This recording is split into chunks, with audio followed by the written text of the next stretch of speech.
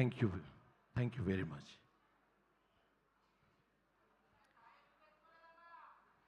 Hello hello వాన్, అందరికీ నమస్కారం. I'm so happy. We are not happy, sir. ఎందుకంటే చాలామందికి నన్ను ఒక క్వశ్చన్ అడుగుతారు, టాలెంట్ గొప్పదా, ఆపర్చునిటీ గొప్పదా? ఐసే ఆపర్చునిటీ గొప్పది.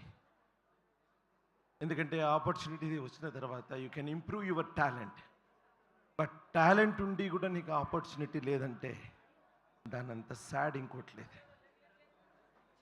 నేను ఈ విధంగా మీ ముందు చేయడానికి గల కారణంగానే ఏదైనా రీజన్ ఉంది అని అంటే, ఎంతోమంది టాలెంట్ ఉన్నటువంటి ఒక గ్రూప్ సమూహం ఇక్కడ పనిచేసింది.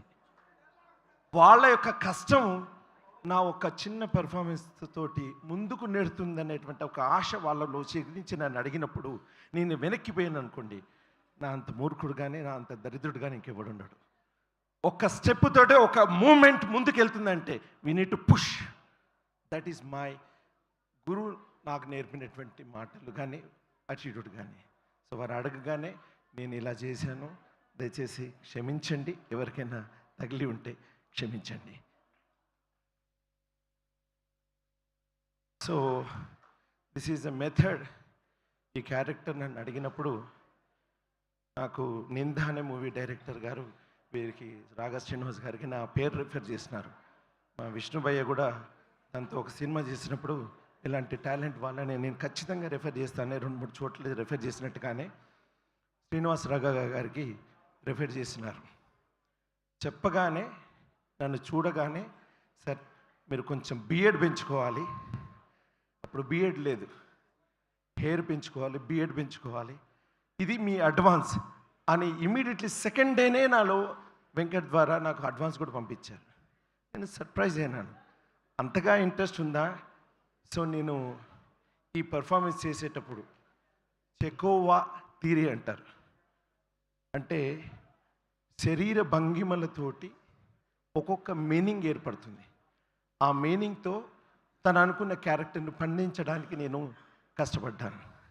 సో ఏది ఏమైనా ఒక సౌండ్ డిజైన్ కానీ, ఒక లైట్ డిజైన్ కానీ, ఒక వారి యొక్క కథ ఊహ కానీ, మాటలు కానీ, పాటలు కానీ, హీరో గారి యొక్క స్టెప్స్ కానీ, హీరోయిన్ గారి యొక్క మొత్తం వాళ్ళ యొక్క కష్టం కానీ, ఏదైనా కానీ ఒక లైఫ్ ముందుకెళ్ళాలంటే ఒక యూనిటీ కష్టపడితేనే వెళ్తుంది.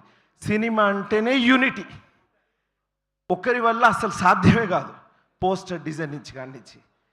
సో ఇంత దాంట్లో అంత సముద్రంలో నేను ఒక చిన్న రవ్వ. సో నా వంతు చేసే సహాయం వచ్చినప్పుడు నేను చేయాలనుకున్నాను. ఆ అవకాశం రావడం నాకు గొప్పగా భావిస్తున్నాను. Thank you Srinivas sir, thank you very much. And Venkat గారు థ్యాంక్ యూ అండి, thank you very much. And namaste sir, మొదటి నుంచి మీరు నాకు సర్ప్రైజ్గా నన్ను మెచ్చుకుంటూనే ఉంటున్నాను. థ్యాంక్ యూ అండి. అండ్ మై సెల్ఫ్, నేను మైమ్ ఆర్టిస్ట్ని, డబ్బింగ్ ఆర్టిస్ట్ని. I'm the first Indian to receive the international mime scholarship. అంతర్జాతీయ మైమ్కి ఎంపికైన 2వ ఆసియావాసిని. I got Ustad Bismillah Khan Sangeet Natak academy award given by government of India. In the mime field and acting టీచింగ్లో 35 years నుంచి ట్రావెల్ అవుతున్నాను. అండ్ రీసెంట్గానే బలగం ద్వారా సినిమాలోకి అడుగుపెట్టినాను. మీ అందరి ఆశీస్సుల కోసం చాలా ఏళ్ళ నుంచి కష్టపడుతున్నటువంటి శ్రీనివాసరావు గారి వారి యొక్క ఊహ ఫలించి ఈనాడు బన్నీవాస్ గారి చేతుల మీదుగా బయటకు వచ్చిందంటే ఆ ఆనందం మామూలుది కాదు. కుర్రాడిని చూశాను మా సినిమాలో, ఈ సినిమాలో చేస్తున్నప్పుడు కుర్రాడు ఒక హీరోగా ముందుకెళ్తుంటే మా వరంగలే సార్ మీలాంటి వాళ్ళు నాకు ఇన్స్పిరేషన్ అని నాతో మాట్లాడుతున్నప్పుడు సడన్గా ఒక హీరోగా చూసినప్పుడు చాలా ఆనందపడ్డాను. సో అనేక మంది శిష్య పరంపర ఇందులో ఉన్న వాళ్ళు ఎదుగుతూ చూస్తుంటే నాకు చాలా సంతోషం. అందులో నేను ఒక పరమాణువై నన్ను ఆదరిస్తున్నటువంటి ఈ సినీ జగత్తుకి, కళామ్మ తల్లికి కోటి కోటి వందనాలు. చాలామంది ప్రేక్షకులకి కళాభివందనాలు. అండ్ బన్నీవాసు సార్, నేను మిమ్మల్ని మొన్న రాజుగారి ఫంక్షన్లో మిమ్మల్ని పరిచయం చేసుకున్నాను. అండ్ వీరినైతే వార్నింగ్ ద్వారా ఇప్పుడే పరిచయం చేసుకున్నాను. ఇంత మంచి సంపదనను ఈ సినిమా నాకు ఇచ్చింది. అలాగే ఒక్క మాట చెప్పాలనుకుంటున్నాను. తెలుగువాడి తాళిలో పావకాయ పచ్చడి నుండి మజ్జిగ పులుసు వరకు, మిరపకాయ బజ్జీ వరకు ప్రతిదీ వెరైటీగా పల్లెల్లో ఉంటుంది.